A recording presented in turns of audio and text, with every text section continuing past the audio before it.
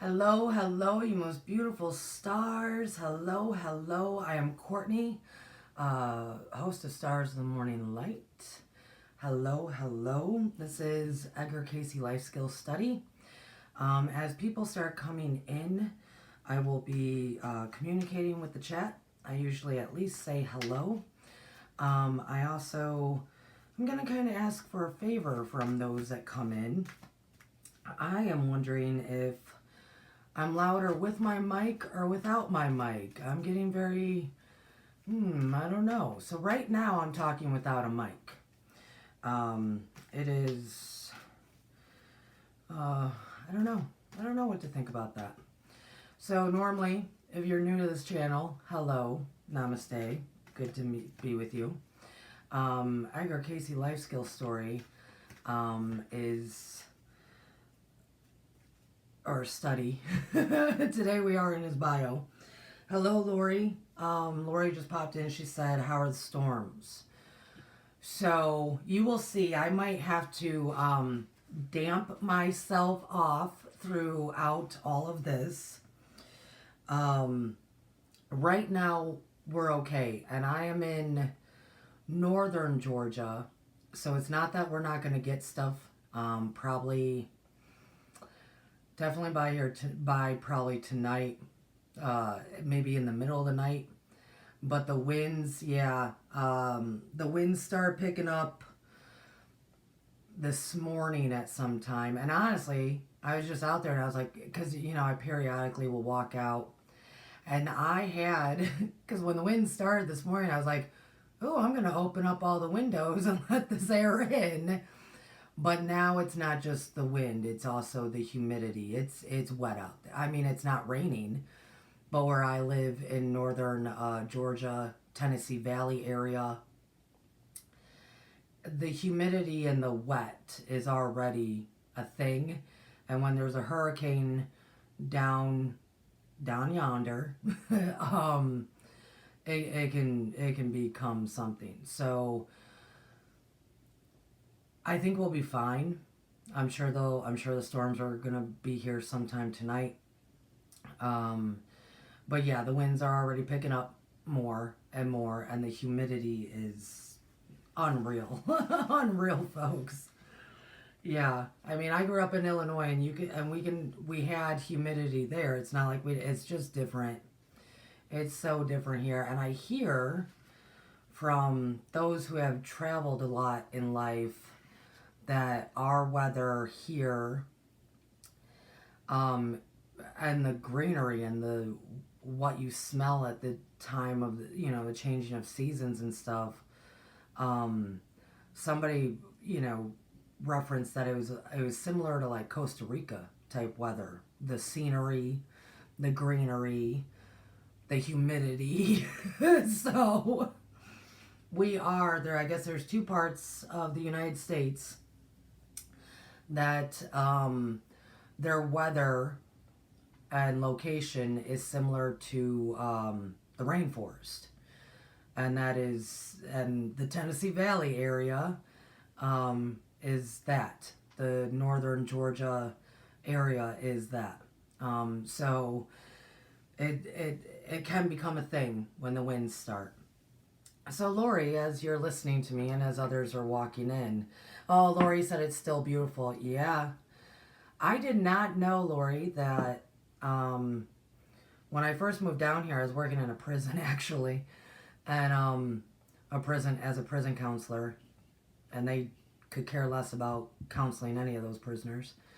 I didn't last there long, right? But the guys there were like, "Oh, you're from the land of cement or the land of concrete." And I was like, what are you talking about? What are you talking? And they said, did you not know that Chicagoland area has more concrete than anywhere else? Anywhere else in the nation, Chicagoland area has more concrete. And I kind of jokingly laughed and I said, well, I was cool with that because my dad was a concrete laborer. So all that concrete put food on my table. So, I did not know that, and so coming here, yeah, vastly not the same stuff. They don't even use the same kind of concrete as I was taught all about concrete growing up. Yay. I didn't know that. So, Miss Lori, I'm actually going to attach my mic. And if you can, you might not even be able to tell a difference, but I am questioning if going without a mic is louder opposed to going with a mic. So I am going to attach my mic. Is attached. Way up. It is all the way up. So I don't know if I am louder now or not. And so that would be appreciated. And hello, Robert V. Adventures. Yes, hello, Robert. Okay, so Robert just said my mic. Oh, okay, I am louder now. Okay, thank you. I need to know that kind of stuff because I couldn't really tell for some reason. So thank you. Excellent. Good. Excellent. I'm trying, folks. Eventually I'll get to, well, I'll get somewhere. I'll get somewhere. Turn down a little. Okay, so turn down the A. I'm just going to leave it right here and see what happens. Because I think what happens too is if I'm close on it opposed to like just talking. So, oh, and Robert said he can finally hear me without the cracking volume. So excellent. Okay, good. Thank you. Thank you guys for helping me. Because how am I supposed to know kind of by myself? Because I don't really go back and listen to this stuff. I just don't. I do what I do and then I let it be. Because I got to move on to the next thing, you know? So cool. Thank you.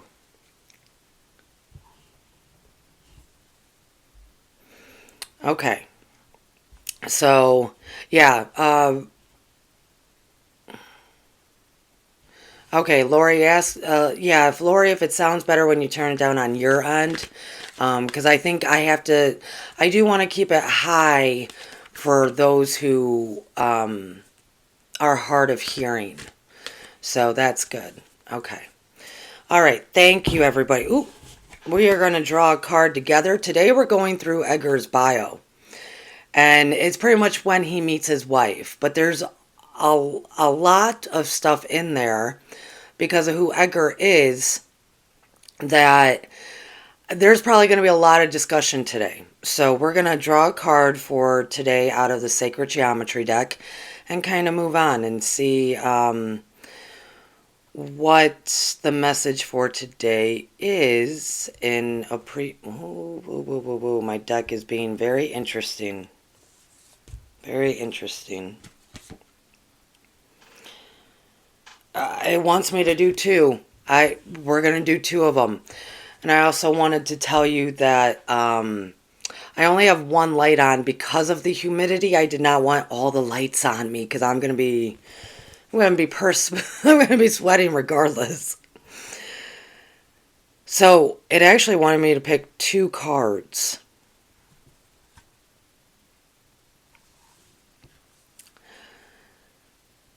Number 31, Magic.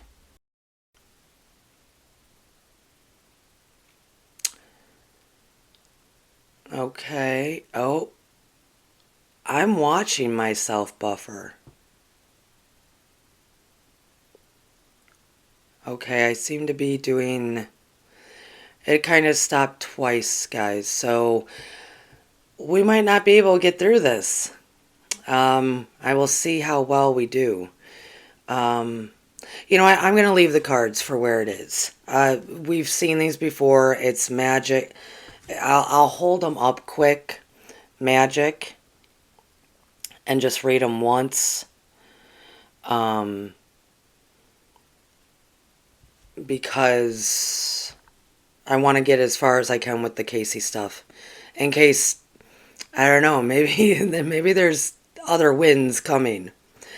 The frequency of magic supports our intrinsic ability to grow and expand beyond this moment to move toward possibilities and expressions that are grand and profound as we can imagine. But all that is required is our belief in manifestation. I love this card so much, and I want to keep talking about it, but I'm just going to hold it up again. And it wanted 2 cards, so I'm gonna do the second card as well, which is number 6, third eye chakra. The frequency of the third eye chakra, the indigo flower of life, supports our intuition and our inner knowing, our imagination and our psychic powers. I'm going to hold that up. It's just the flower in its beautiful indigo purple self. In regards to the storm, I'm going to keep going, but I know I just probably need to talk slower.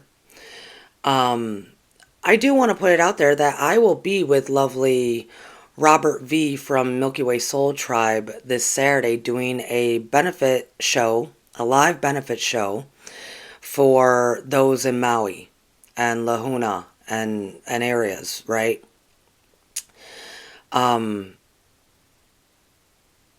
I understand, like, Florida is going to be going through stuff. Everything's going to be going through stuff in the next, well, actually the next 6 years at least. There's going to be a lot of planet stuff, right? You know, Earth things happening that humanity is going to have to help humanity.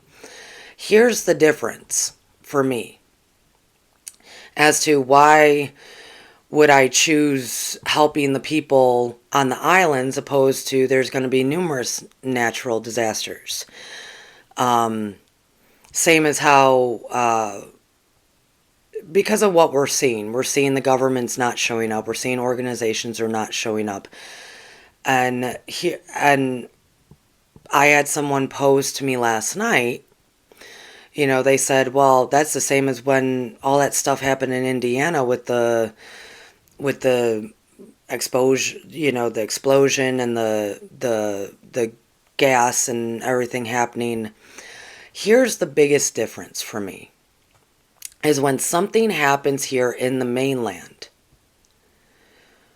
there's the states around them, there's the communities around them that can help and support.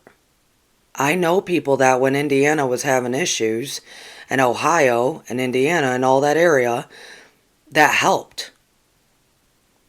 Whenever there's massive earthquakes or tornadoes, I know tons of people that then are able to get there and help. I even worked in organizations that we were teaching the kids construction skills, and if there was a natural disaster, we went down there and helped. It's different when they're on an island and we can't get there. That's the difference. Those people, it's already difficult for them to get supplies because of very idiotic laws, okay? And so right now, they're getting their supplies, their food, their clothes now that they can wear from local, that island or other islands, all of the stores there. What's going to happen when that starts running out? You see what I'm saying? Because people might not know this, but most of us Americans, we get our goods from like China or Japan. That we do know, right? That we do know. But it just comes to us. It comes in whatever port it might come to, right? For the islands of Hawaii, right? Because of laws passed a long time ago that are not being lifted, all of the goods from China and Japan or, you know, any of that area have to travel past Hawaii, go to California, sit in the ports of California, and wait to be inspected, quote unquote, and these things can sit there for months.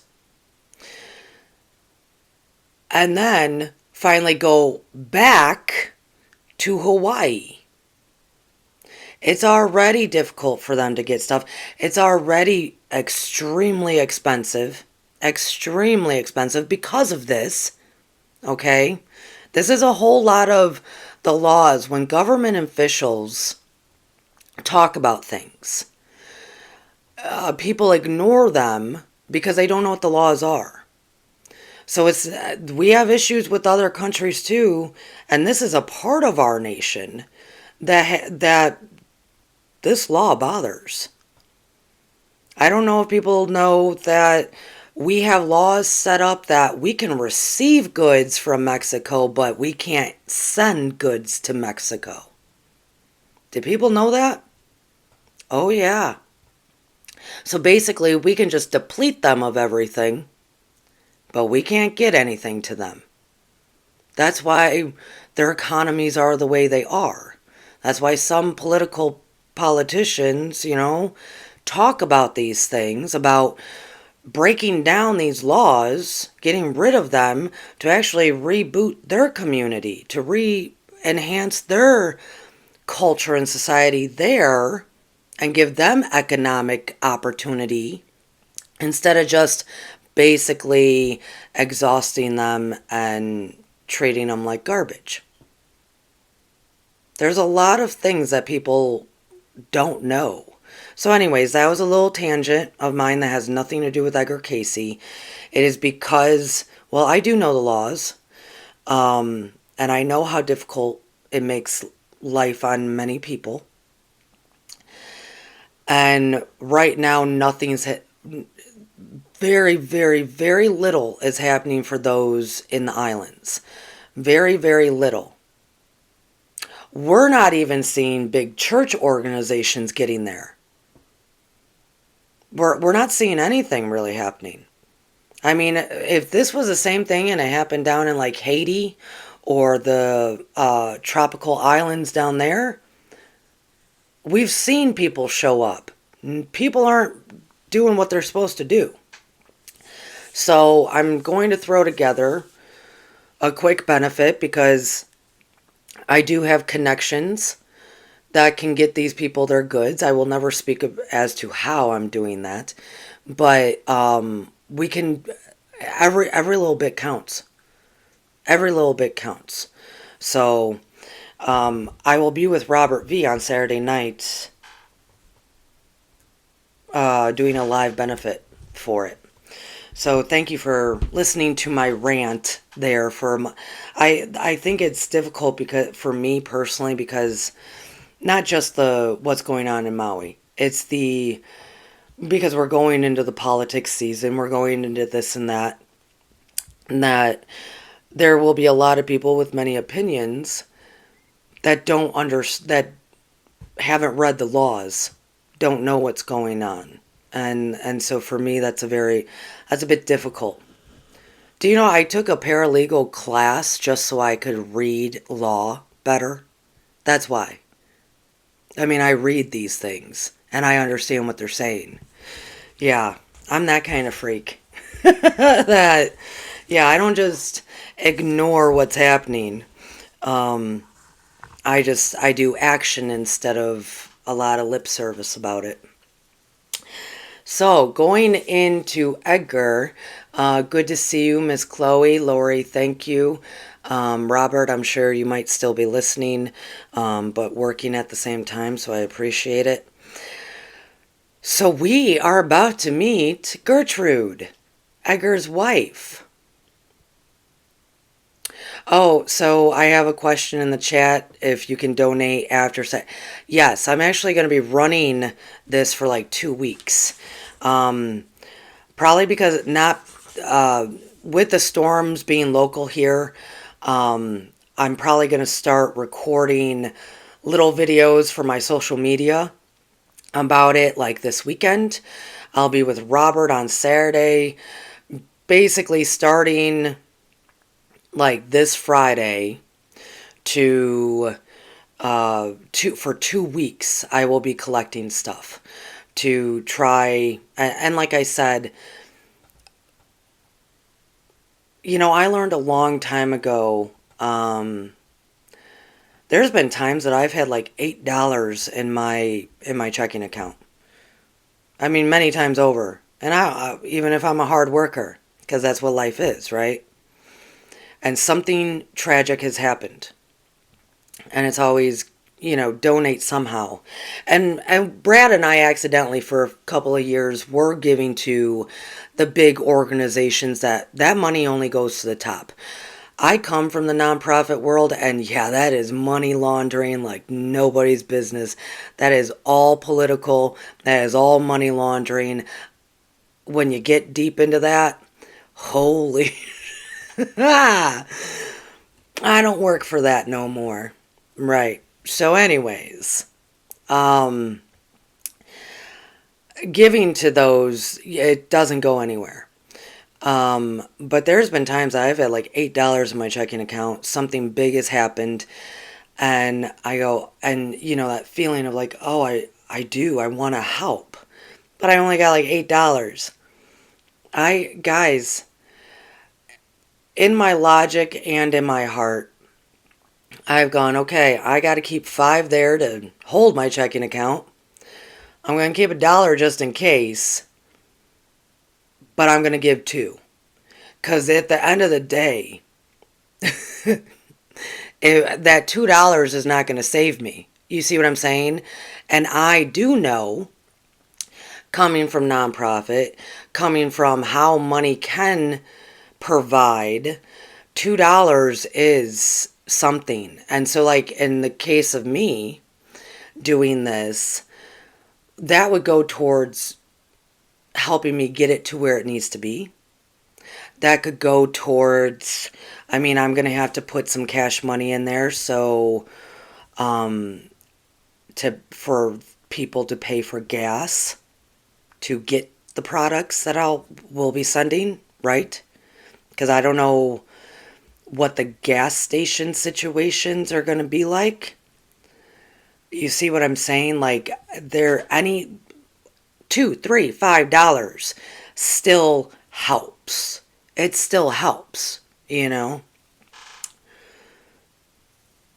Yeah, Chloe was talking about how there was a time where 50 cents would save me from a later fee of 1,500, which, yes, of course. Um, it does. But I didn't, she said, but I didn't have the 50 cents. Yes. And so, yeah, everybody, calculate your stuff, calculate your bills, calculate. But here's the thing, though, too. What's funny is I know everybody's stocking up right now. And as you should, go for it. Prepare. You're going to want to. But I find it interesting.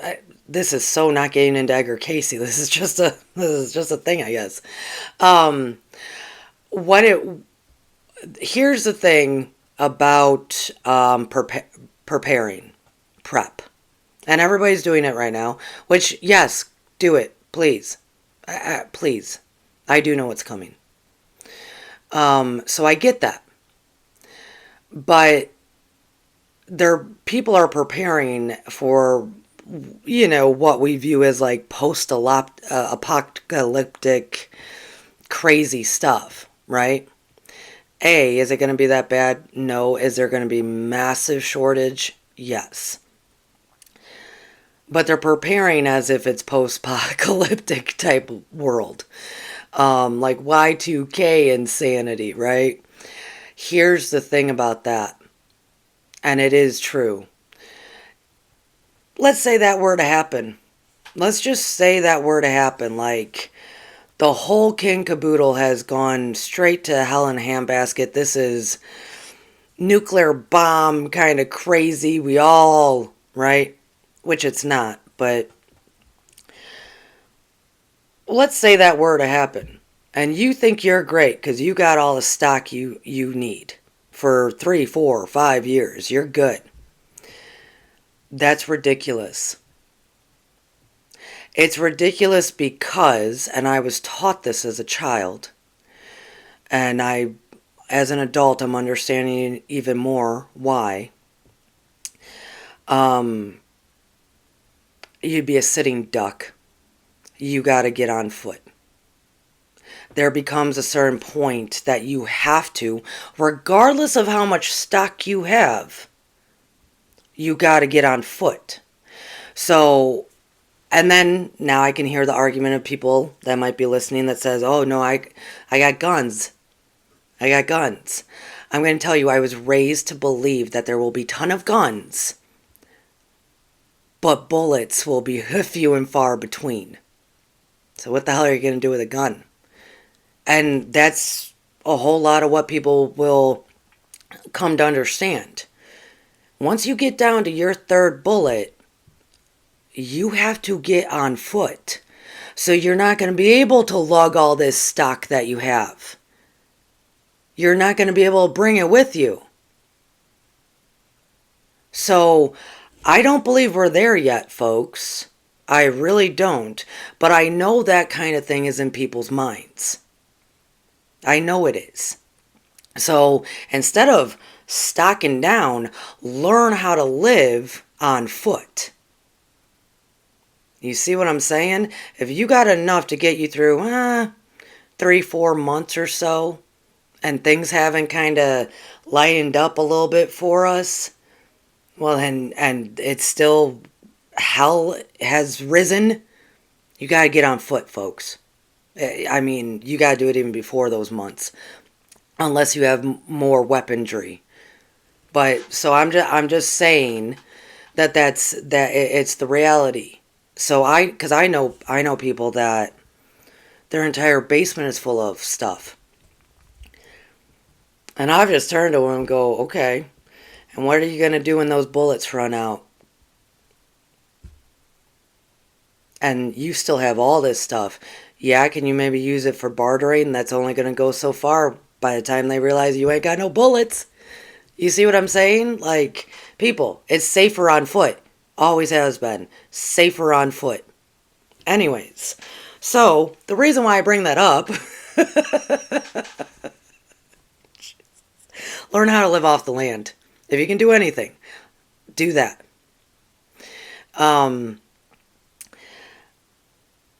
And get yourself extra socks, good socks, and hiking boots. There you go. You gotta learn how to live off the land. So, in regards to that, everybody right now is so hyper focused on stocking for themselves. And if they have extra, they buy the extra to put into the stock. And all I'm saying is, if when you're at the store and you purchase maybe 3 or 4 extra items for stock purposes, think about that $2 or $3 just going somewhere else for the next couple of weeks. That's all I'm saying. So it's that sort of thing. You see what I mean? Nobody's asking for a lot. I am going to donate to those who do donate the highest or the most. I'm gonna donate 2 free Akashic readings for whoever, the 2 people, for themselves or loved ones.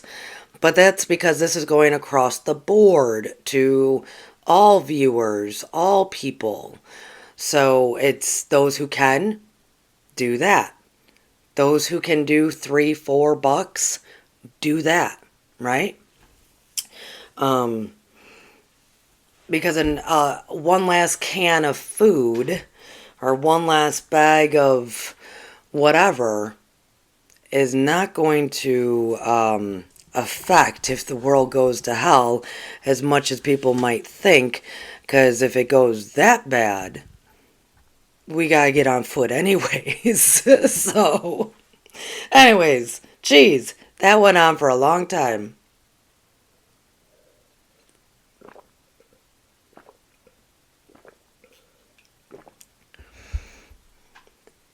Chloe says she has nothing already. That's right. So you got nothing to lose, sister.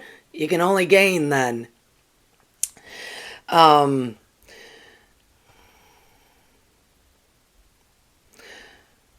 Yeah, so and Robert V is talking about a lot of stuff in there I do see Beloved came in. I saw Maya came in. Hello, good day to you. Robert, Robert, we all know that you were out in the middle of nowhere, buddy. Not the same. Not the same. We're all actually going to be coming to your house when we get on foot. So, not the same. So, with Robert saying, like, solar power this and that and all this stuff. Yeah, Robert, you're able to do that, darling, because you were in the middle of nowhere. Ain't nobody gonna find you, or it'll take a very long time to find you.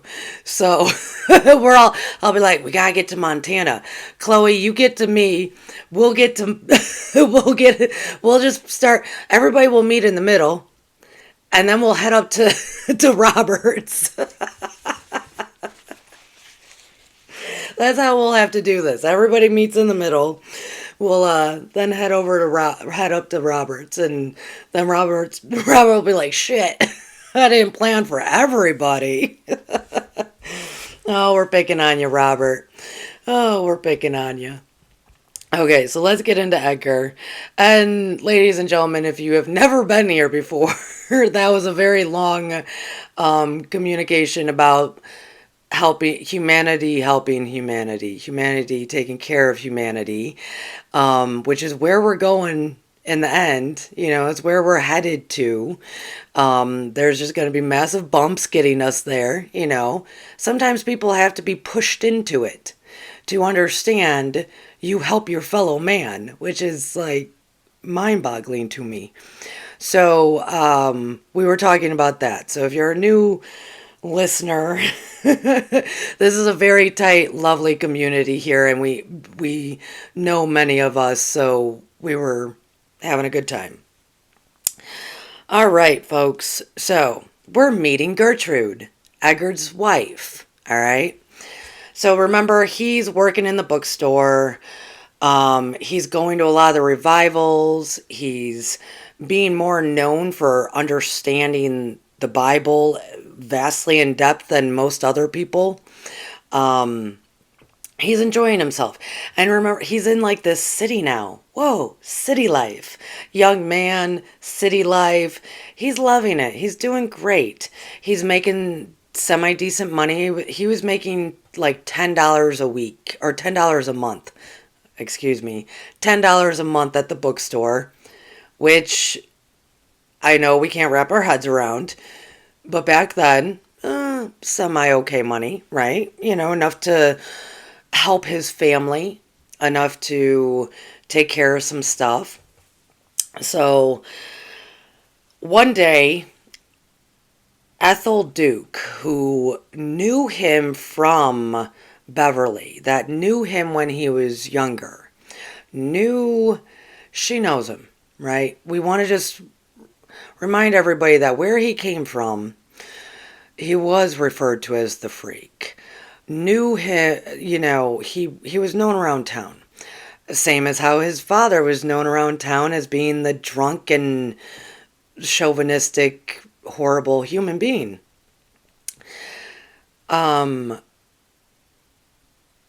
She came into the store one day because she actually lives in Hopkins.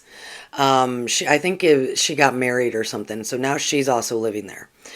And she invites him to a fancy party. Fancy party. Yay. And his father, Leslie, did not like hearing that and forbid Cayce to go. Imagine they're talking on the phone, or he might have seen his father, and his father, Leslie, the man who raised him, not biological, as we've come to learn,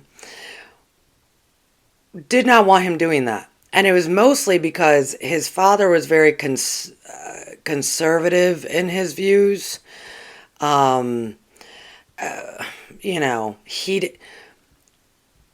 The party was going to be full of a lot of liberals that wanted women's rights, and there'd be colored folk there, and Hindu people, and Jewish people, and he did not want his son to see how the others lived, right? So Edgar actually did not go to the first one. He, though, would meet up with, he would ask about the family. Now, this family, kind of a big family in the area, their house was called the Hill. Isn't that interesting? We still use that in many stories. We still use that in many terms. Their home was referred to as the Hill. And these parties, the popular term back then was moonlight. So if somebody asked you to come to a party on Friday night, they would have said, come to the Hill for the moonlight on Friday. And that's where we get songs like Moonlight Sonata from the Glenn Miller band or orchestra. I just said band. Or you see what I'm saying? That's where we get those terms. It actually meant a party under the stars, in and out, big, beautiful events, right? Moonlight, which is lovely. I might start using that again. Everybody will get an invite. Come to the moonlight. So over the course of the next few weeks, he was talking with people about the family. The Saltners. Salter. My Yankee self, Chicago self, does not pronounce that correctly. Down here, I'm sure it's pronounced different. But Samuel, who was the grandfather of Gertrude, who's going to be Edgar's wife, he was from Philadelphia. He studied as a physician, and I think him and his brother went down to Kentucky. And he was working as a physician, but over time they also became known as architects and builders. They started building all these beautiful places, including the Hill. The Hill, I guess, was fabulous architecture. I mean, we can just imagine. And then Cayce even would describe his first. So he eventually goes to a party. He gets invited again. Ethel invites him, but he finds out at that invite that the invite's actually coming from Samuel's granddaughter, Gertrude, who used to, when she was younger, she's been into the shop for school supplies, for this, for that, and, she's kind of got an eye for Edgar. So the invite actually came from her, but she was only, at this time, she was only like 14, 15 or so, which is, back then, guys, that is, girls were supposed to start identifying who they might want as a suitor, right? So Samuel, her grandfather, had I think like 5 kids, but there were 3 daughters, and those 3 daughters, they ran Hill. They ran the Hill house. They ran a whole lot of stuff. I think we can understand that in today's world. It was very uncommon back then. Well, it wasn't uncommon. It was just not spoken about. Now we put it in everybody's face. So they ran everything. They were running stuff politically. They were running stuff in many facets. She was the daughter of one of them. Okay. I think Carrie, I think, was her mom. So she had tried to go through the back way of inviting Edgar. So the second invite he got, like, Ethel came into the store and was like, hey, come to the next moonlight this Friday. And Edgar kind of, I would like to. And this is after he's already talked to Ethel a lot about the family and some other people in town. And Ethel did one of these of like, well, Gertrude here would very much like if you attended. So, kind of, And then Gertrude exited the store, and Edgar followed and sat with her on the bench and basically, would you like me to attend the moonlight? And he was captivated by her beauty. She was short, maybe 5'3", dark hair, pale skin, very thin framed, 80 pounds. I mean, she was a little lady. And would you like me to attend? And of course she said yes, nervously. And so anyways, he goes. And he does describe the magnificence of the house. From things that he had been in big houses. I mean, there's big farmhouses. There's big houses everywhere. But the grandness of, the oriental rugs and pottery and woodworking and drapery and the embroidered pillows and all of it. He had never seen that before. He had never seen the money. Right? He had never seen the money.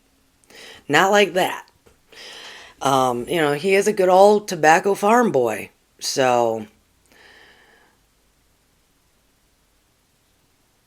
Oh, Beloved just asked a question. Going back to Cayce's father's stuff. His mother was not a barren woman. It is it's known now that, so to bring it back to the father aspect, Leslie, where Cayce grew up in Kentucky, it was a tobacco farming community where there were two families, the Majors and the Cayces, that pretty much took, that's who was in the land. His mother was a Major who married Leslie Cayce. But it is very much understood that Edgar actually was produced by Leslie's older brother, Edgar. So Edgar Cayce is really actually Edgar Cayce Jr. because his real biological daddy is the firstborn Cayce, Edgar, from Tom and Sarah. Leslie came down the line. He was married to Edgar's mother, but he was kind of a, what I call a douche-holio. That's what I call that. I call him a douche-holio. He was an obnoxious drunk. He was abusive to her and the kids. He ran around with women to the point that he got herpes so bad that he had to stop riding. He couldn't ride horses into town. He was always looking for the next big money-making scheme. He was just a douchebag. He, gambled. He was just a douche. He was just a horrible guy. Cayce's... So that is who raised Edgar Cayce. Biologically, his uncle was his dad. All the same swimming pool, to tell you the truth, but that makes more sense for folks summing that up again. So it's all the same gene pool, really. So when you get, you know how them farming communities get. We all know how this goes. I even knew families that situation was prevalent growing up where I was. Mom actually was more interested in brother. I mean, it just happens. So that's it's all. So it is what it is. So he ended up going to the party, the moonlight, and he's around these people, and he was so insecure. He was a great listener, but he felt like he couldn't talk about the subject matters that they're talking about. I mean, these are more elites, right? The only time he really partook in any of the conversation that night was if they were discussing the Bible, because that he does know a lot about, right? He's just so insecure, very insecure. He was identifying and learning the Saltner family much better, right? He was learning and identifying who they were that night. And towards the end of the night, he came face to face with Gertrude. She asked if he wanted to walk a bit in the garden, and they did, and they sat. Of course, because it's a party, so you can sneak away alone, because that's not normal. It's normal, but not so much allowed. But at parties, it happens. And they just sat and talked. And she was wearing a rose in her hair. And Edgar, throughout the rest of his life, no matter where he lived and they were planting a garden, he would plant a rose bush for her. Because that rose, all of a sudden, in his young eyes, represented her beauty and her intelligence and her grace and everything. They talked a lot about books, and they talked a lot about she would teach art classes at the local asylum.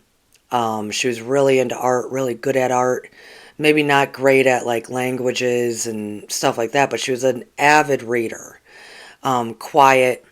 He basically kind of got together with one of the quiet bookworms, artists. In our world, probably maybe she was a little bit emo. You see what I'm saying? Maybe she was a little bit emo, but in a good way, right? So over the next few weeks, he kept going to these, or months, I should say. He kept going to these moonlight parties. He also started hanging out with the family. After church, even though he went to he went to a Christian church, she went to a Methodist church. Back then, that was a difference. But after church, he would go to their house and they would play games or sit on the front porch. That Sunday afternoon meal. He hung out with the family. He got to know her brothers, her aunts. A lot, always stuff was going on at the Hill house. And over time, slowly they kind of started to learn more about who Edgar was, or is, I should say. They started understanding more, because they heard, some little birdie told them that he was able to memorize, quote unquote, books. That all he had to do was fall asleep and memorize, and those books would be memorized.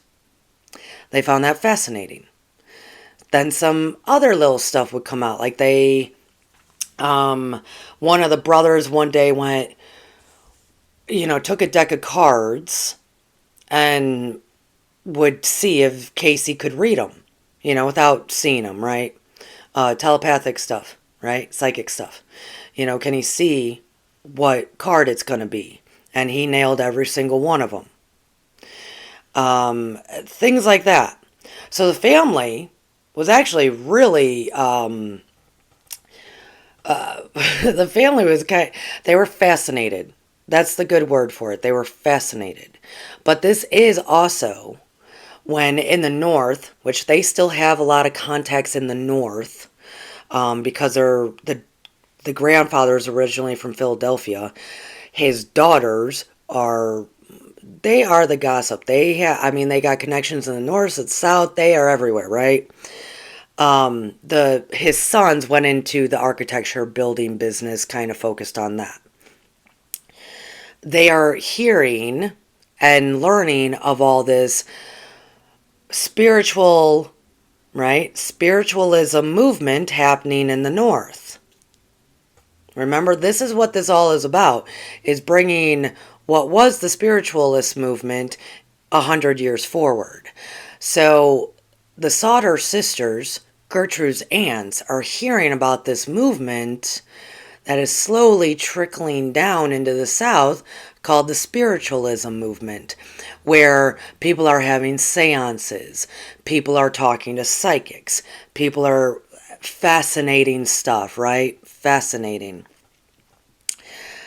I guess it was reported at some point that they did have a seance at the Hill House at some point, but everybody kind of understands that Edgar wouldn't have taken part in that. He because of his Christian roots and his deep belief in that faith, he would not have thought it was right to, because it's one thing to receive messages from spirit or for a presence to come upon you. It's a total other thing to call or draw them in. That's how he viewed it. It's one thing to be receptive. It's one thing to receive. It's a total different thing than to call upon them. I have to admit, I feel the same. I feel very strongly the same. So, I don't think he was a part of that. That was probably some other moonlight party, a little seance that they threw together because they were fascinated. So at some point, though, and you can imagine this. I mean, this family, this well-to-do family, this family that has great influence and whatnot, is fascinated with Edgar. And imagine, you're trying to sit there, enjoy as a female, as a feminine, trying to sit there, get to know this guy, spend some quality time with him. Because most of their dates were also chaperoned, right? But when he came to the house, they could maybe go sit on the front porch. So, let's say we're sitting on the front porch and you're trying to spend some quality time with someone you're interested in, and your brother walks up with a deck of cards and is like, do it again. Let's do this parlor trick. This is amazing. Right? So one day, you would get tired. You wouldn't be... It just would be annoying because you want to get to know the person. So one day, Edgar asked her, because it kind of annoyed him too. I'm not a spectacle. I'm happy you are accepting me, but are you really accepting me? Or am I just entertainment for these elites? Right? And he got along with them. I mean, the brothers really did. I mean, they went fishing together. They did things, right? But it's still that concept. Am I just entertainment for you? So one day he asked Gertrude, and he said, how do you feel about all of this? Me kind of on show a lot. And she told him she didn't like it. She didn't like it at all. She didn't like... It's not that she didn't like his abilities. It's that it was that.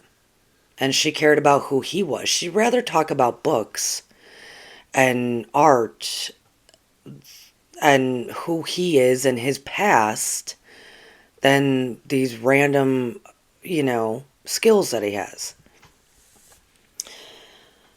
So he was happy to hear her say that. Because remember he fell very hardcore when he was a teenager for Betsy. And Betsy would go on walks with him, kind of wink at him in school, that kind of thing, right? And remember, when he confessed his love as a young teenager, Betsy went, "Oh, Edgar, I'm sorry. I don't feel like that for you. I just wanted to hang out to find out about all this cool stuff you could do. I just wanted to know more about your freakness." That was crushing. Crushing. So years later, he got enough nerve to ask Gertrude, because he had also shared a lot about his past. I mean, stuff his parents didn't even know.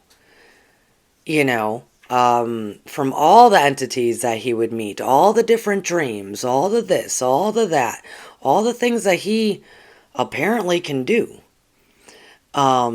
He was sharing it with the family. So when he asked her that and she said, "Well, I don't really like it," because I just want it to be us. Or I want them to appreciate you for who you are. I cannot even express the, I can't express because I understand that feeling. I cannot express how overjoyed that made him. Because he's living in fear that he's starting to see the writings on the wall of, oh my goodness, she's another Betsy. I'm literally just here for entertainment. And for her to say, no, no, no, you. It's you, the human, the person, the Edgar that I want to hang with.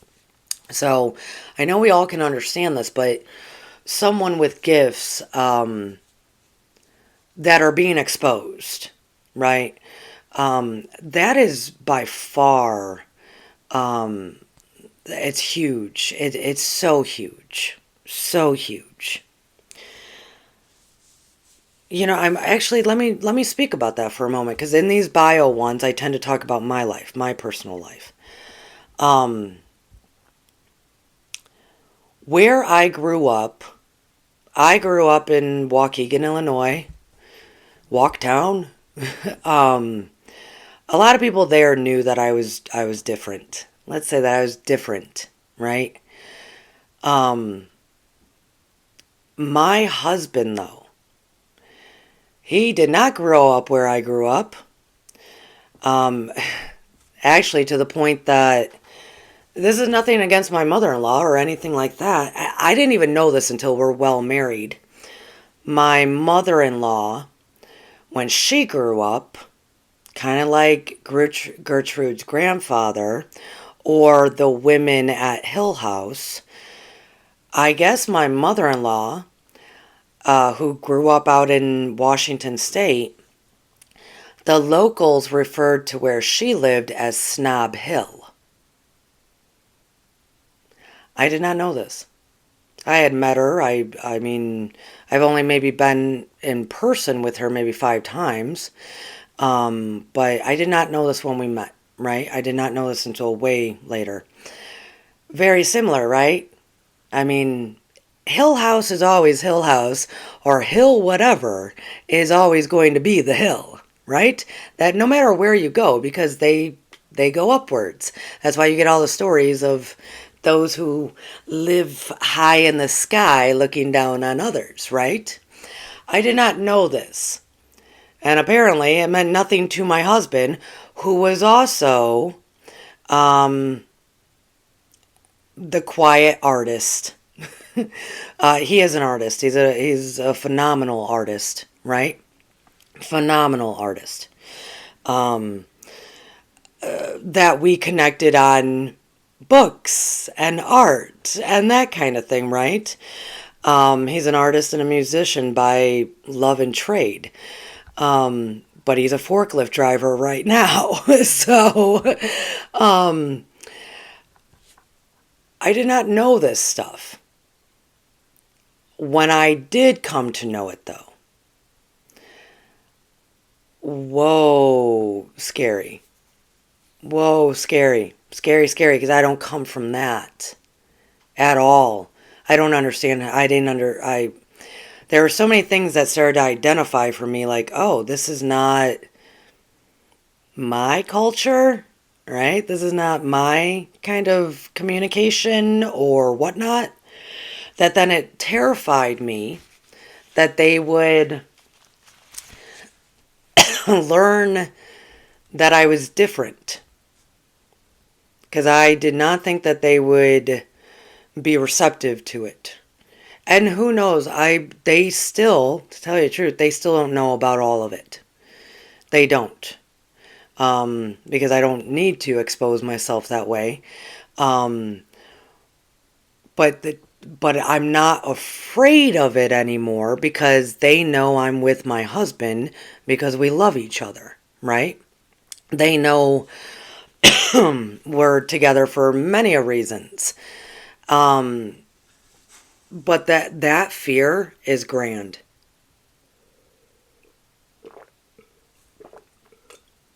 And also the fear that if they do find out, if they find out, like Edgar, if you're just a kind of poor farmer and a freak, they will probably not keep you around.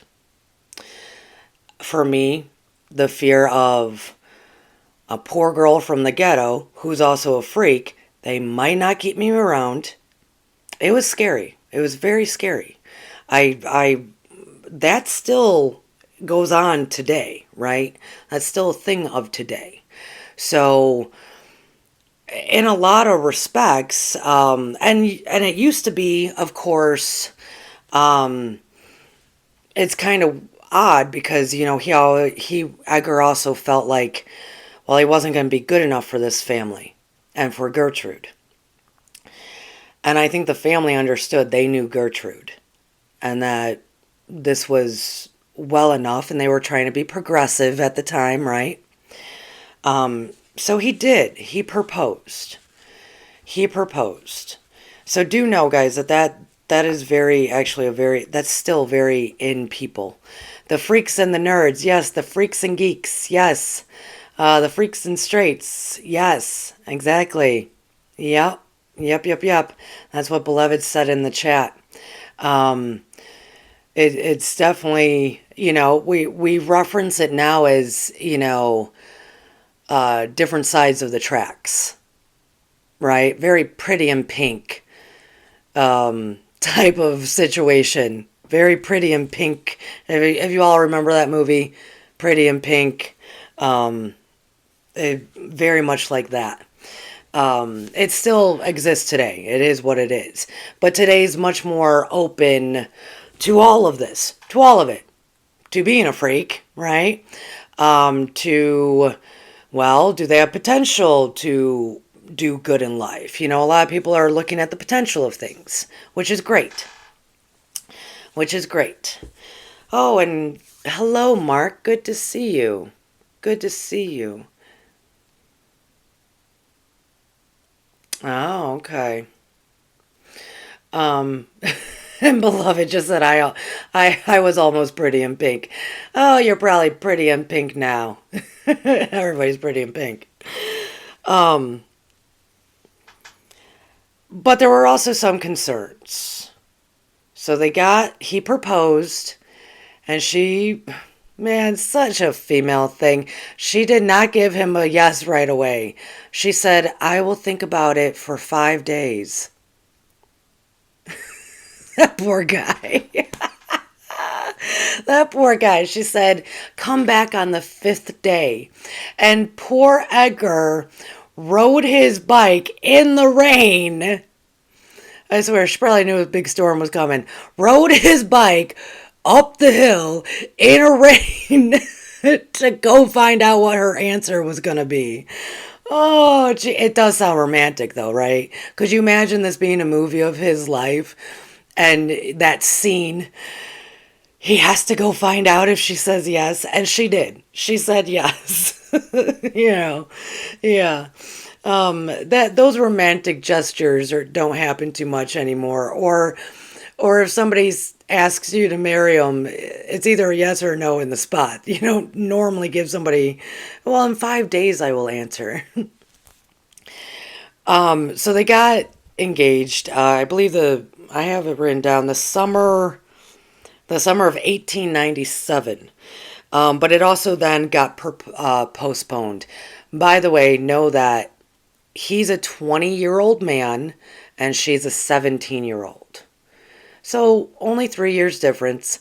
Back then, that's exactly good. Those are some good ages to get married. Today, 100 years forward, ain't nobody wants their 17-year-old getting married. Like, nobody wants that, right? So even those kind of changes. By 17, 18, you needed to have suitors, right? By the time a man was 17, 18, 19, 20, 21, he needed to start having a family. So what was interesting there, though, is he proposed. She said yes. It's 1897. I kid you not. Guess what happened? The bookstore had to go into partnership with someone that would work, basically work Cayce's hours, so he lost his job. Which that does change things. I mean, he went from $10 a month to like $15 a month at the bookstore. He loved the bookstore. It's where people knew him from. It just kind of, And also, he is now engaged to a woman and he ain't got a job. So it was postponed. But, and at first he was thinking, I'm not even going to tell her. And so he started going around, which men do. I'm not even going to tell her right now. I'm just going to go find another job. I'm going to have another job before I tell her. Here's a life skill. Any masculine energy that is in a relationship with feminine energy, that is like the worst thing you can do, by the way. When feminine energy hears that you did not tell them that you lost your job, it will not matter if you found another one or not. It'll lighten the blow. It'll lighten the stuff that's going to come out of our mouth, but we want to know everything. All the time. We want to know everything. It's who we are. It's how women operate. Not a good idea. In today's world, 100 years forward. Back then, you probably, yes, you could have done, and the woman would have said nothing. In today's world, if you are a more masculine energy with a more feminine energy, tell that feminine energy the moment stuff like that happens, because we will be pissed on just on the sole fact that you did not tell us. We could care less if you, we're happy you found another job. You did what you were supposed to do. That's wonderful and great. But we will still be pissed that you didn't tell us. And you'll hear about it. And everybody knows. Everybody knows. But see, this is the stuff that men... At the beginning of this, I talked about how I worked at a prison. I used to have to teach classes to guys in prison. And stuff like this doesn't even come across men's minds. They think either I'm going to go take care of it or I'm not going to take care of it. Or they might do something without telling their partner, right? And it can backfire.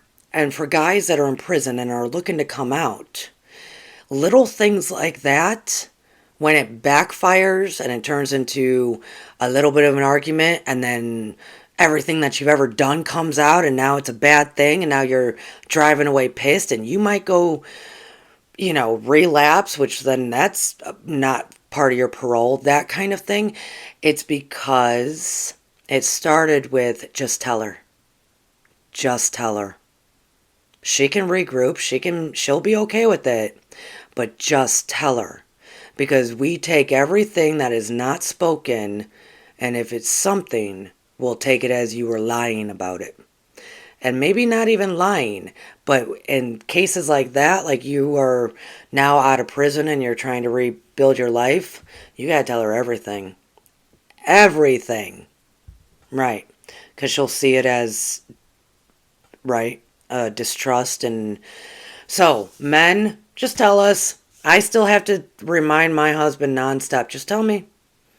Just tell me. Just tell me. So, do know that, gentlemen, who might hear this. And if you're in a relationship, whomever is more of the masculine and feminine energy, it's the energy that wants to know. It doesn't have to be the gender. The feminine energy needs to know what's going on. So, there were some concerns, though, and I'm going to this is going to be a broad topic, and then I'll end on this topic. Because Cayce had no training, because Cayce had nobody, he did have his Grandpa Tom, right? Grandpa Tom did help support Cayce's abilities. His grandmother, who was very welcoming of his abilities, so he could find that confidence and reassurance and that self-acceptance. But he didn't have, nobody really did, because that whole movement of going back to the older ways or bringing stuff in, all the cults that are coming. This is when Madame Bavowski was doing her thing in the north. I mean, this is we're just getting back to the stuff, right? Which I'll do a series on her as well. So everybody knows Edgar's my hands down the one that I relate to and believe in the most. For all that he was and how he contributed to the world. And it's so unfortunate because so many people attach or are more drawn to the cult, and then this beautiful man here that did grand things and with a pure heart. You know, he's not as popular as he should be. So he there were some concerns, though, because he never had appropriate training or actually understood what was going on with him and the abilities that he actually does have, right? And so let me explain some stuff, and then I'm going to go into it, and especially those who might know kids that are gifted. So one time, and these are just a few examples, one time he was with Gertrude, and this is before they were married, and he was very exhausted. He was very, very tired. And he's kind of reclining back in a chair, and she turned to him and said, "Go to sleep." And he did. He did not wake up for days until Gertrude said, "Wake up." Nobody could wake him up. No, he wasn't waking up naturally. And so the family kind of first was like watching it. You know, most people wake up from a nap, even if it's a long one, 4 hours. Most people would wake up after maybe 8 hours, 9 hours, even 10 hours of sleep. He slept for about 2-3 days straight, and that's when the whole family was like, "What is happening? Is this a coma?" Like it appeared to be like that. And finally Gertrude had enough, and she, "Wake up!" And he just came back. He's awake. They didn't understand what that was.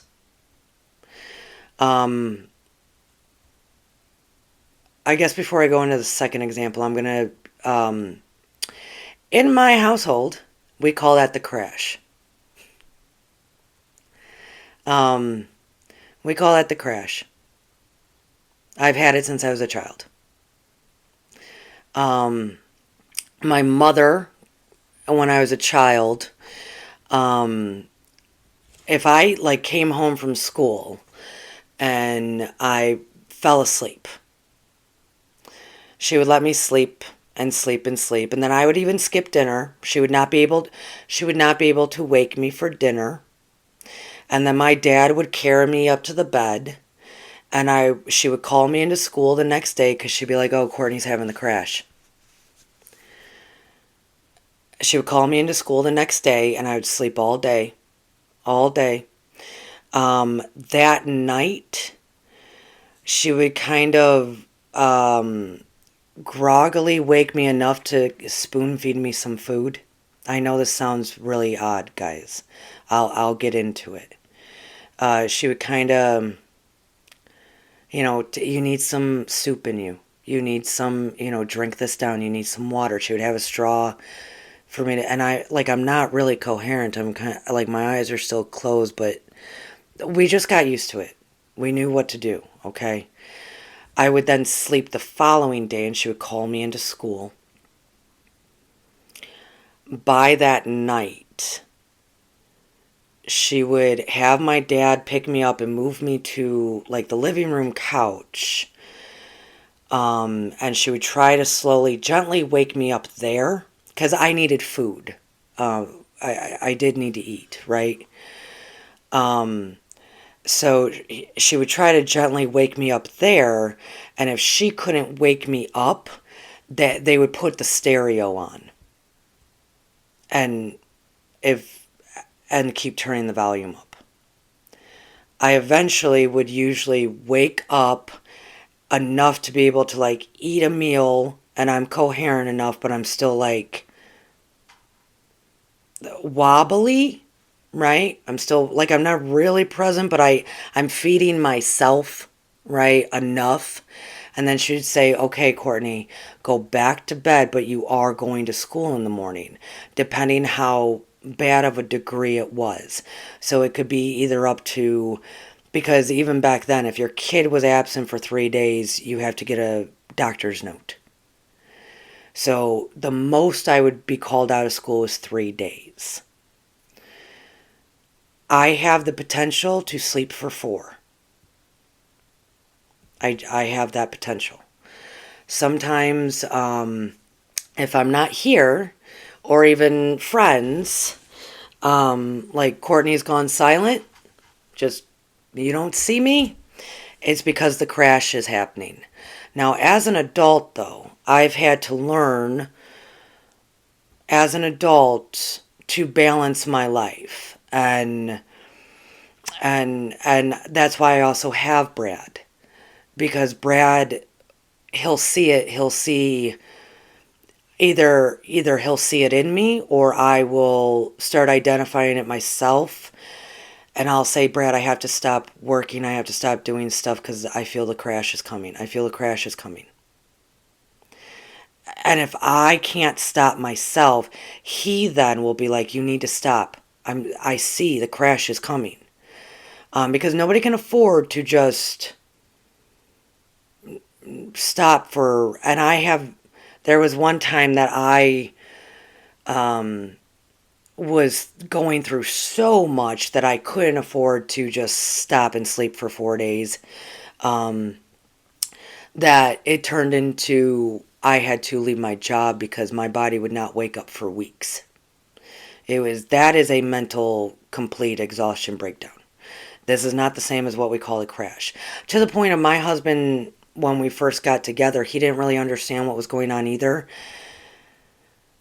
And I remember we had broken up for a bit, and then I went back to him, and we were talking about marriage, and it just had been so much that I fell asleep. I slept the next day. That night, for some reason, he just knew, like, I have to feed her. And because he couldn't wake me up. So he made some soup. He heated up some soup, and he was feeding me, and he was just like, I think he was thinking, holy shit, this girl, right? But I was afraid that was going to be seen and known, that I told him afterwards. Same problem, though. Like, I had to call into work. Well, if you miss 4 days of work, you need a doctor's note. I didn't have one.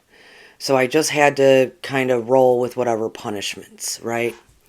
So it is a thing. It is a thing. So it is from a mixture of stuff. So Chloe just asked, is it from draining of energy? For the most part, yes. It is. Do know that brains like Cayce and I were operating differently. So even though you see us at the grocery store, you see us doing things, you see us kicking back and having a whole time, there is a lot going on. A lot going on. To the point that if in our waking days, if we're adding on too much, on top of how our brains operate, our bodies will automatically say stop. It's kind of like when your computer is way overloaded, you have to unplug it. It's what I know. And so often, even with my work, September, I'm extremely busy, and I just tacked on even more. September, holy crap, I know I'm going to be busy as all get out. October, I scheduled one class. I'm not doing that to myself. I can do it in spurts. Woo, September's crazy. October, I'm taking care of myself. I've had to learn how to do that, but oftentimes life, jobs, careers, stuff like that, doesn't allow me to create the balance that I need.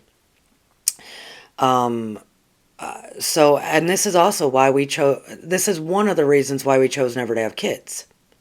Because I just kept going, oh my gosh, there's never a break when you have kids. There's never a single break. There's never a break. I mean, you're going and going and going on top of all the other life stressors. My brain would not be able to do it. Because do know that my brain is, like right now when I'm talking to you, I am also thinking about 7 other different topics. And it's not ADD. It's not the same as ADD. And I'm also connected with other things a lot. So this is why when we talk more about Edgar Cayce and the Akashic, why I've said in the past, you don't spend a lot of time in the Akashic, full days upon days upon days, because our bodies can't handle that kind of frequency. Well, if you have a consciousness level, and I'm not trying to say I'm different than anybody else, you guys are all going to get there. Everybody's going to get there. That's why we're doing this. It's life skills. If we are not taking care of our bodies the way that we need to, and which is what I learned later, I'm sorry, I have a hair in my face. A hair that's probably stuck to all the sweat. Our bodies cannot sustain often unless we're taking very good care of our bodies, which like I said, I just learned oh shoot, I need to do that. Like I just learned that a couple of years ago. So I'm trying to get there with my own body, right? I've lost like 60 pounds. I mean, I'm really trying to get there with my body, folks. So, and Cayce didn't think about that with his body. He was a young, healthy man, but he smoked a lot. He did stuff. I remember he had that year of heavy drinking. I mean, and it's not like the food was all that grand quality at this time. So, and cleanliness conditions. So, our bodies, though, naturally cannot sustain our brains that well.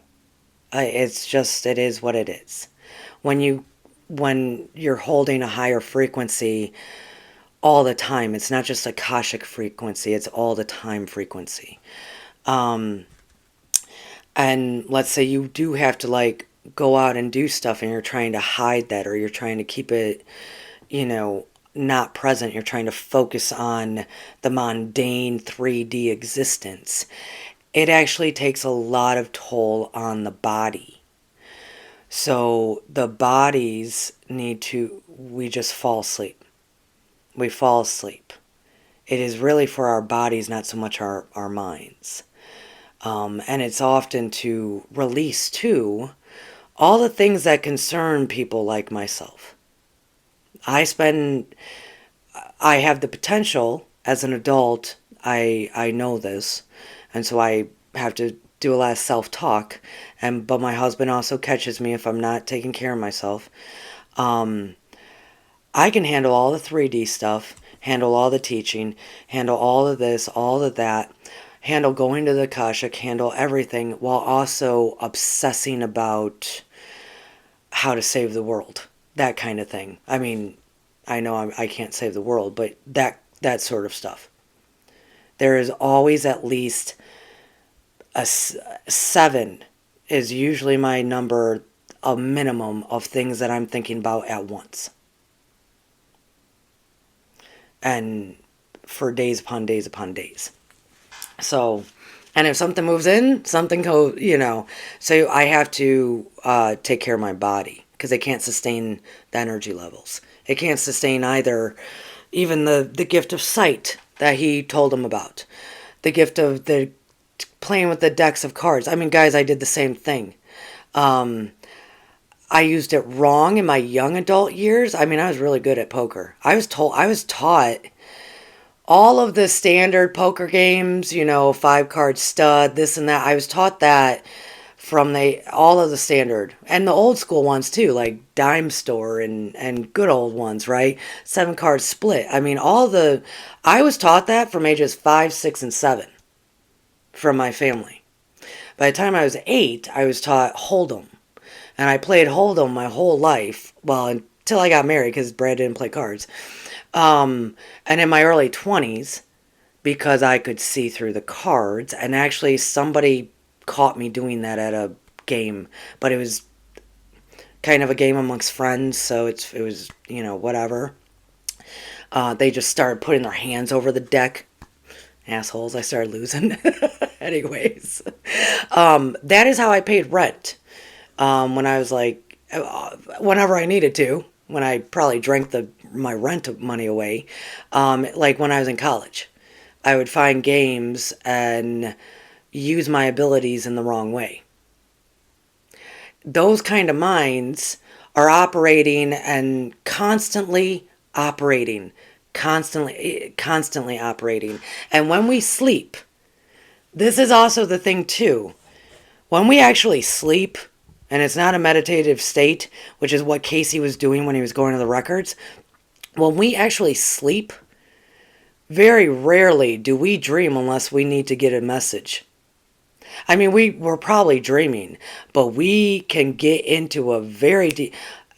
Everybody knows that if I'm actually truly sleeping, a damn train could come through my house and ain't nothing waking me up. It's because my body needs that. So anyways, that was a long rant, but if you know kids, or if you have that in your own right, because a lot of people... See, and here's the thing too. This is the unfortunate part. In today's world, that can look like you're a manic depressant. That you're doing a lot, handling a lot of business, handling this, handling that, and then bam, you fall asleep. And which people refer to as depression, not that your body needs to sleep.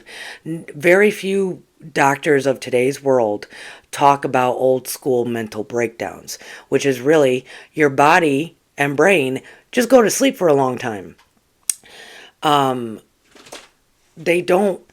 They'll see it as possibly like this person's manic.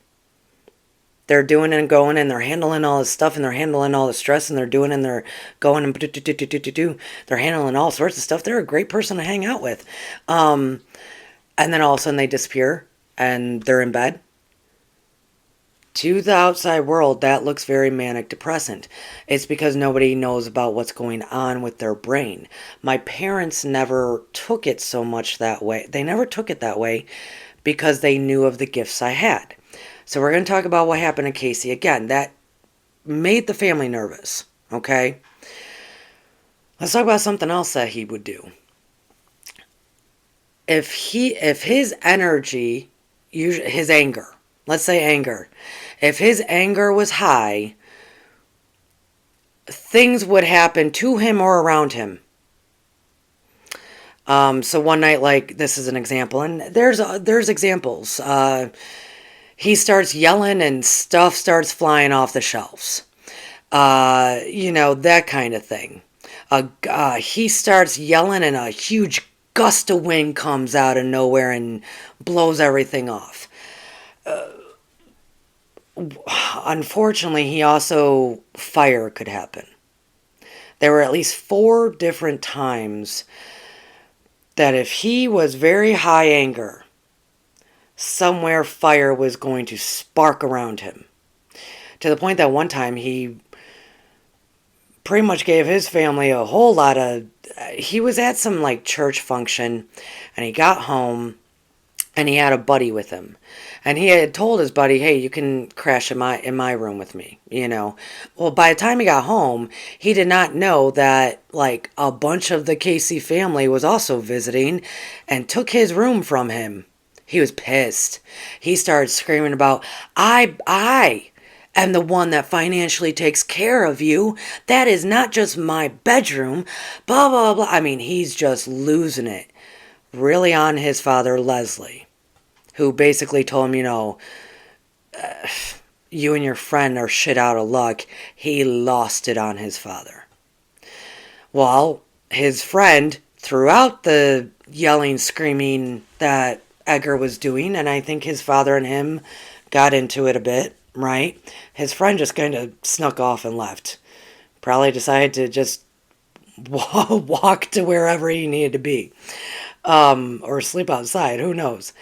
So somewhere in the middle of the night, the fight has stopped. Edgar's just relaxing on the recliner in the living room, and slowly, he falls asleep. The rest of the family starts falling asleep here and there. Somewhere in the middle of the night, his chair catches on fire. And it woke him up, and he went outside and rolled around and got rid of the fire, and then brought the chair out and stomped it out. Could you say that maybe an amber from the fireplace lit the chair on fire? Yeah, you could say a lot of things, but the odd thing was, by the sight, by us understanding how fire and stuff works, it wasn't the chair that caught on fire, it was his clothes. So, and there were other examples of that, spontaneous fire happening. So things like that, of course, worried Gertrude's family, the Saltners. They did not need it to be that if they had a spousal disagreement fight, all of a sudden the house burns down. Once again, there could be kids that you all might know that exhibit stuff like this. Stuff like this, I'll tell you how my mom handled it. I don't know if it's the best way. And I will tell you, it's not standard anger. It's not anger like road rage anger. That's like, it's not really on a particular standard anger. Like you're pissed that the football team you like didn't win, or road rage. That I'm not, it has to be anger that is attached to either yourself or someone you care about. It has to be that has continuously disappointed you or hurt you. Bullying from other school kids can also do this to kids that are gifted, because it ends up being, they internalize it. So when it's anger that's really pain and hurt, like Cayce yelling at his father, or Leslie, right? Yelling at Leslie, who said, "This is my house and you can go, piss on a rock," type thing, kid. When Cayce was the breadwinner of the family, taking care of them, his father had never done anything for him. All that hurt, all that embarrassment, all of it started pouring out. It has to be that kind of anger with pain and hurt and emotions attached to it from love, or the lack of, right? It's not the same as somebody cuts you off and you're like, not the same anger. Not the same. So when it's high like that, high energy like that, because that's also high energy. Kids like that, adults like that do have abilities, things can happen. And why I'm bringing this up is because, I'll tell you what my parents did. I don't think it was the best form. I'm going to talk about what I think you should do, but because Edgar was still, he's a young man, over time, things like this didn't necessarily happen, because a person with these gifts that also starts to obtain more knowledge about things as they go along, learn how to resolve within themselves and how to prevent accidents from happening, right? But as children, especially teenagers and young adults, gosh, they don't have the where-how. They just don't know yet. So you can help them. Cayce, as he got older, of course, understood you have to let go and forgive and be more at peace, which he would, which is where I'm at. But also, hence, when, you have to live more of a balanced life. As a child,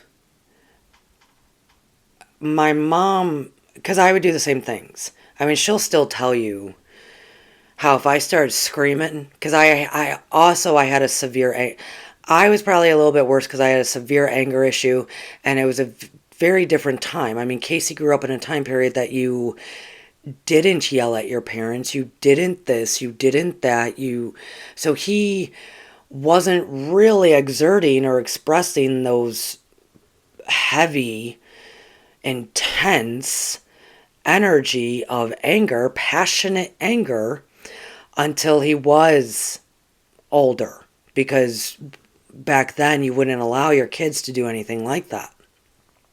Don't talk back to me. My mother would be able to confirm many a times that if I just start raging, because I had a severe anger issue, and I guess I can explain as to why people like us have that as well. It's not just because of my upbringing. Things would go flying, off the top of the refrigerator, wherever I was, shit would go flying. Or like, I could be doing it downstairs and shit starts flying upstairs, stuff like that. Or fire happened once. And then I actually started to develop a very weird relationship with fire, which then I had to, come to understand in adulthood. It's because I have an interesting relationship with fire. Fire happened only once. Because my father spoke to me about how to handle that, because he knew exactly where it came from, and it was my intense anger. My mother, though, how she handled it, I'm not going to say that this is accurate. She would basically, at any time, she would kind of allow outbursts to happen, so I would just release it instead of bottling it up. So, I mean, at any point, if I wanted to voice my opinion on how pissed I was about whatever situation, she allowed me to do that, because she had seen what happens when I blow up. Also, let's say there is a blow up. She would tell me to go throw all my stuffed animals around my bedroom, to go punch the pillow, like to basically direct that energy somewhere else, like direct it. You can go do damage with things that that aren't going to harm anything. Now, do I think that's the right way to handle it? Probably not. Probably somebody, like how my father did, more of, holy shit, your anger just started this fire. Actually, now that I think about it, I did that twice. The first time they didn't know what was going on. By the second time, my dad fully understood what was going on. I did that twice as a kid. He spoke to me about it. He actually spoke to me as we were sitting by a fire, to help me understand the element of fire, to help me understand that I actually had control over that, to help me understand my anger, that sort of thing. Do I think my mom should have taken more of that route? Yes. Do I not judge my mom at all? Because she also had a bunch of other shit going on. There were more kids in the house than me. There was more going on than me. So sometimes, yeah, you just had to, that's when you yell at the kids, go run it out, go run it out, go run it out, I do want to give her props for allowing me to speak my mind whenever I needed to speak my mind, because A, it made me who I am, but also that helped a lot. Even if I disagreed with what she was doing, It did not matter if I disagreed with adults. Um, I I was allowed to argue my point. Let's say that.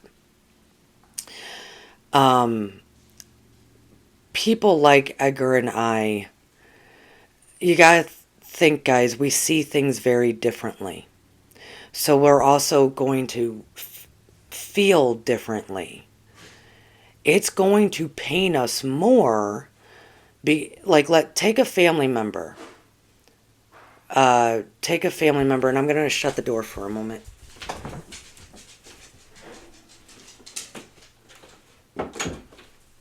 I apologize. My husband came home from work. I think he's making himself a snack. Take, like, if we have a family member that we love, we cherish, we love this family member, and they're definitely not living up to their potential. Whatever it may be. Maybe they're drug addicts, and you know that they can get sober. You understand that it's a disease. You understand that it has the power over them at the time. Logically, you understand this, right? But our minds, those who can access the Akashic, can have the ability in their waking day to see the potential in every person, place, and thing. See the potential in every person, place, and thing. Everyone in the chat, beloved, Jackie, good to see you, Jackie, Lori, Chloe, all of you. I can see the potential in you. Period. I don't even have to go to the Akashic. I can see that. I can see it just as plain as day. So now imagine a mind that can do that with everything. Every person, place, and thing. With everything. The potential that they have. Now imagine. Yeah, I do, beloved. Now imagine that person harming themselves. That person not living up to that potential for whatever reason it may be. Their own their own insecurities. Their own misunderstandings of who they are. Their own, whatever it may be. For a mind like Cayce and I's, because I'm sure that's what there's stuff that comes out like about how he saw his father that was I totally get it. I just totally get it. We're also easier, we can forgive a lot easier because we can see more as to the why. We can always see how that you're all beautiful stars, right? That when a loved one, like Leslie's father, or whomever it may be, is really detrimental to themselves and others, it's vastly, I shouldn't say vast, it's a lot. It's a lot for us. Opposed to people that live with that and see it in others, but don't see the potential that that person has. Do you see what I'm saying? If you can know the height and grandness of that being, if you can see it and know it, and that they definitely, it's theirs for the taking, and then see them not do that, it hurts. It hurts. It can very much hurt. And I will tell you, it actually hurts with everybody you meet. As you get older, you have to pull back and learn people are people. Free will is free will. You allow people to be where they are in their journey. It is still very hard, though.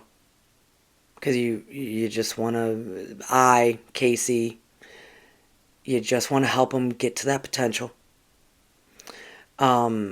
So when it's anger, based out of like that kind of disappointment, anger, based out of that kind of hurting, anger based out of that kind of stuff is very intense. It is very, very, very intense.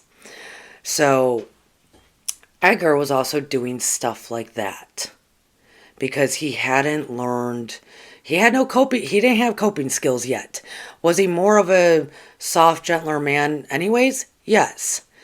But when he exploded, things might also explode.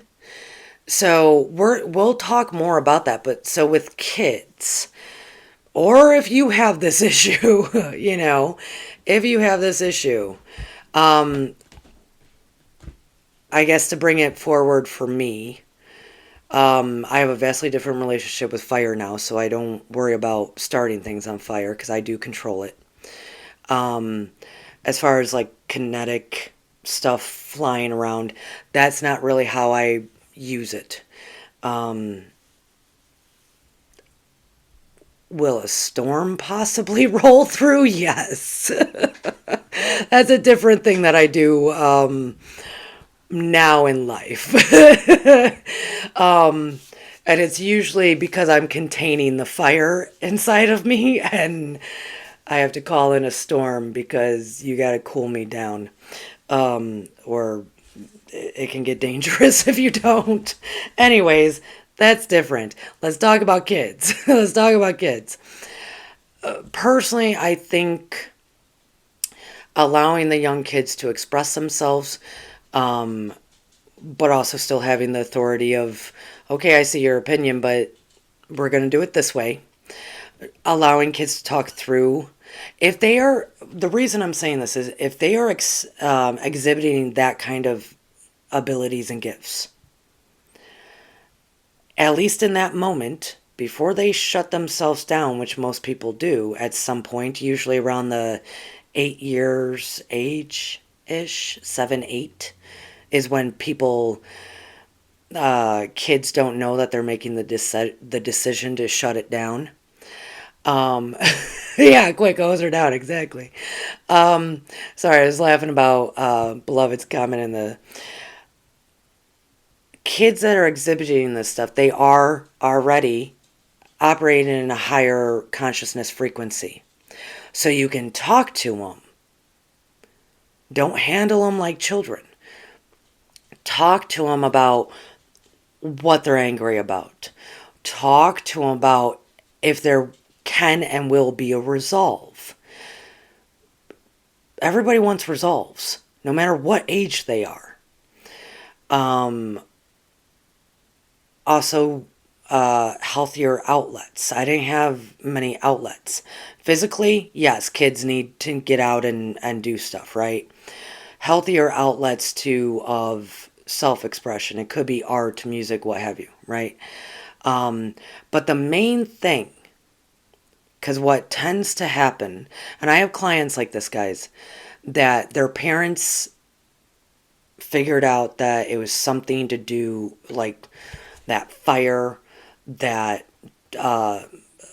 things flying, levitation, stuff like that, right? They see that this is linked to their kid and they completely freak out on that kid because they're scared, because they've shut themselves away from it. They're scared. That is very detrimental. So if anything, we talk to them about it. That it is actually more natural for us humans to do things like that than to not. It is more natural for us humans to have control and know how to use the elements than not. It is more natural for us humans to be able to communicate telepathically. It's more natural for us humans that if we want to, with high intense energy, we can move things. That is more of the conversation to have, and not in like a Superman type of way, but for them to not feel like they're a freak. And then once that is stated, you didn't do anything wrong, you didn't do anything wrong, you move into talking about the why. Why are you so frustrated? Why are you so angry? Why, talk to them. That for me, like I said, like they were freaked out about the first fire, and like I said, I do remember now it was two of them that my dad pulled me aside. We sat in front of a fire, and he had that conversation a few times too. Um, because also know, if you guys don't know, the elements that like your sun sign, that's going to be one of your strongest elements that you're attached to, that you work with. I'm a Leo. I'm fire, right? But I will tell you, Scorpio is in like 5 or 6 of my placements. I'm a Leo backed up with a lot of Scorpio. Scorpio is water. Hence, I will call in the storm to cool down my fire, right? We can teach our kids these things. So if they are water, Cancer, Pisces, Scorpio, you can get them to water so they can cleanse, because that's what water people need. But you can also teach them how to work with it, right? To release stuff, to, instead of all of a sudden the pipes in your house burst. You see where I'm going with this?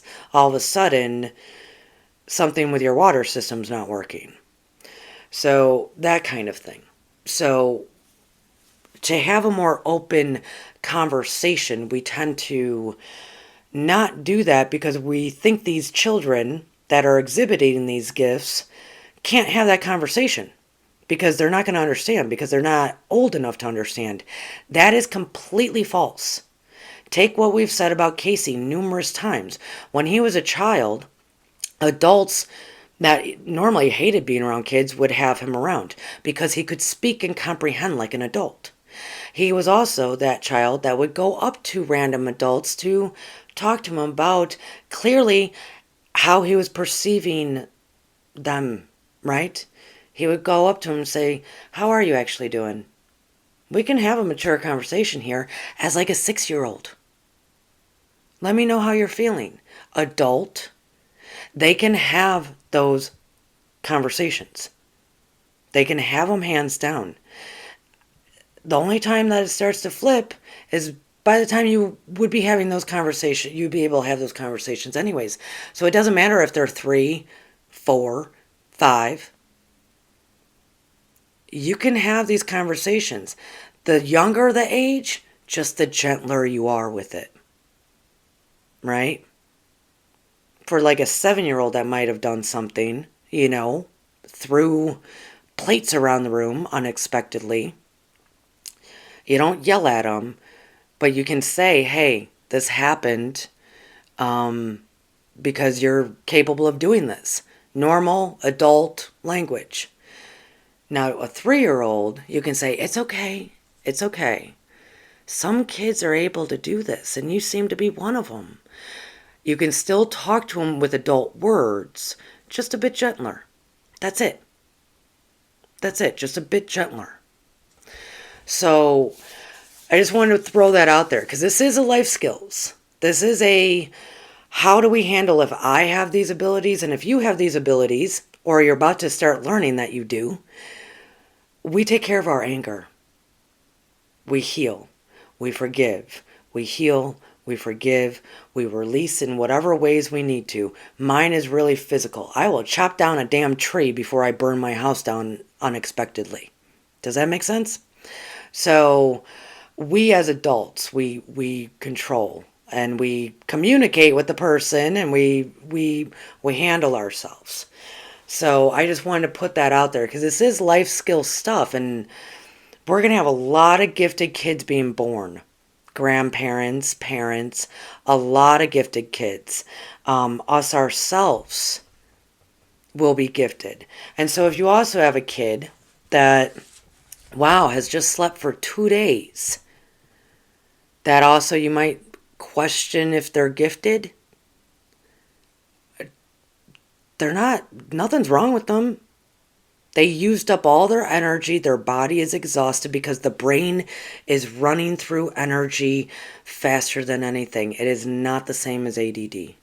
It's not the same. It's just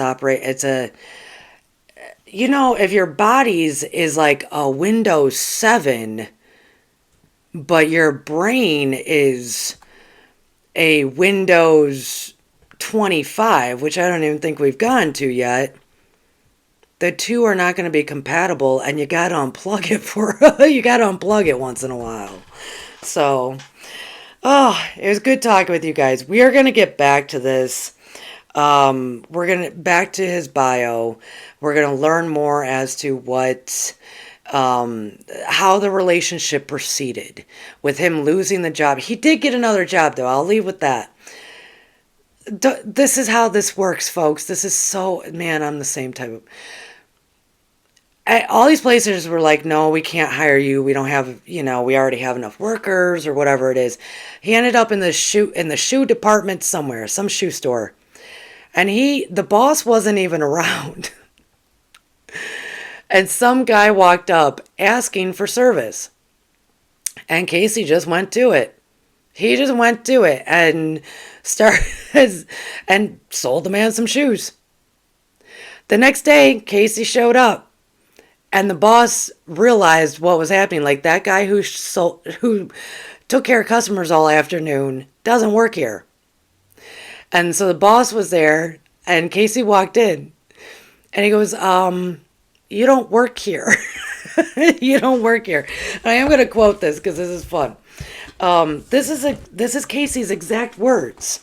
So the boss or the owner of the shoe store was like, you don't work here. Why were you doing that? Let me find it.